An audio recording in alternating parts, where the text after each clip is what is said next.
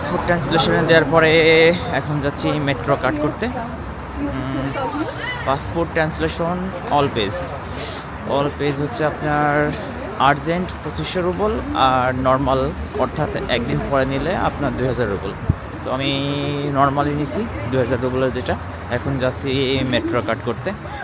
আমি না বারবার ভুলে যাচ্ছি, মাথায় থাকছে না, কেন যে থাকছে না আমি নিজেও বুঝতে পারছি না। প্লোশার্ট ভোস্তানিয়া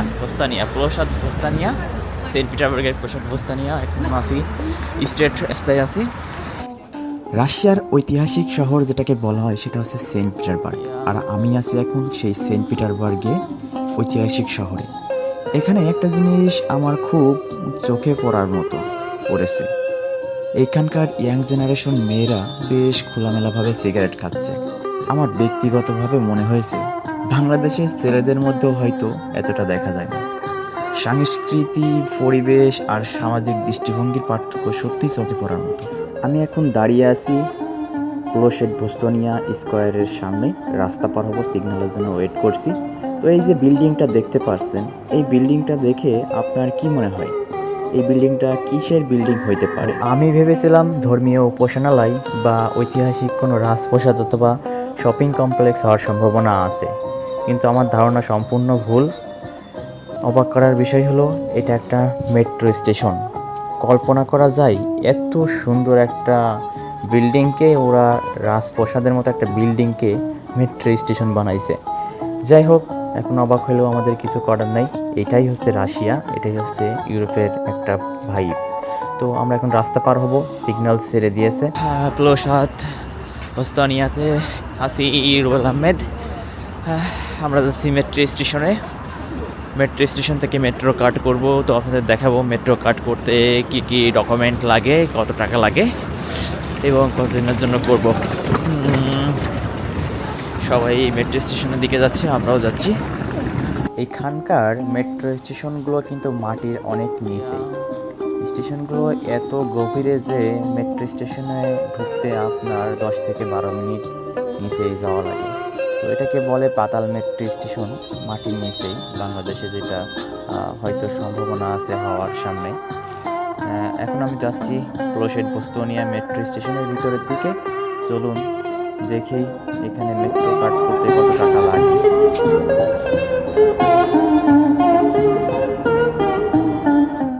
এটা মনেই হচ্ছে না কোনো দিক থেকে যে একটা মেট্রো স্টেশন। যাই হোক, এখন আমি কাট করতে যাব।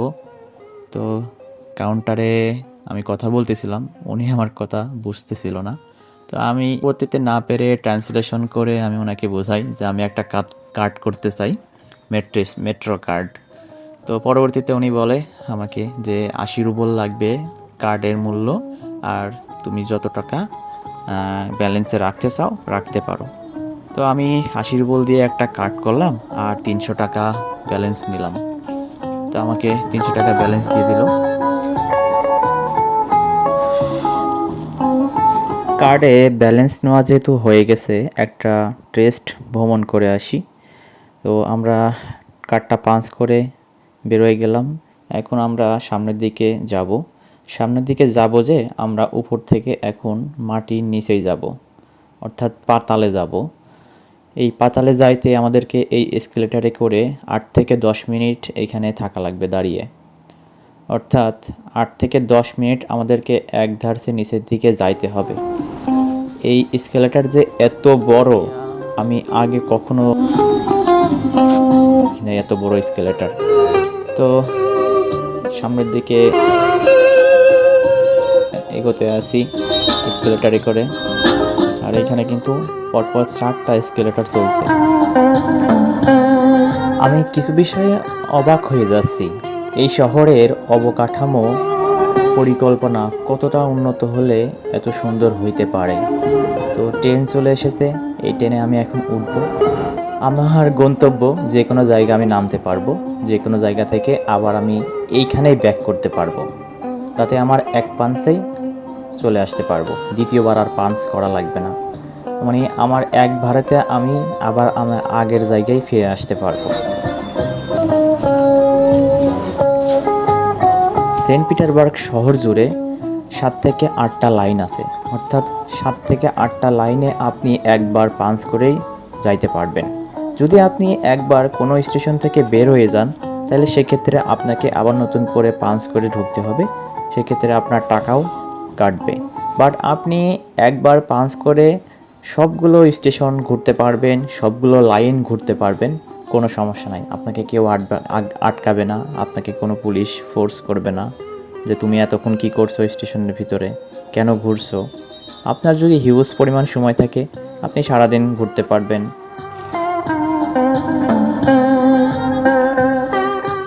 কয়েকটা স্টেশন পাড়ি দিয়ে আমি এই স্টেশনে পৌঁছাই এবং আমি এখান থেকে বের হওয়ার চেষ্টা করি। দেখুন এখানে 4টা এসকেলেটার চলছে, মানে 3টা দিয়ে শুধু মানুষ নামছে মেট্রো রেলে ঢোকার জন্য, মেট্রোতে যাওয়ার জন্য, আর একটা দিয়ে শুধু আমরা বের হচ্ছি। মজার বিষয় হচ্ছে বাংলাদেশে যাওয়ার সময় মেট্রোতে আপনার পাঞ্চ করা লাগে, কিন্তু আমাদের কিন্তু কোনো পাঞ্চ করা লাগবে না, যা এক্সিট। তো এক্সিট দিয়ে আমরা যাব একটু বাজার করতে হালকা পাতলা।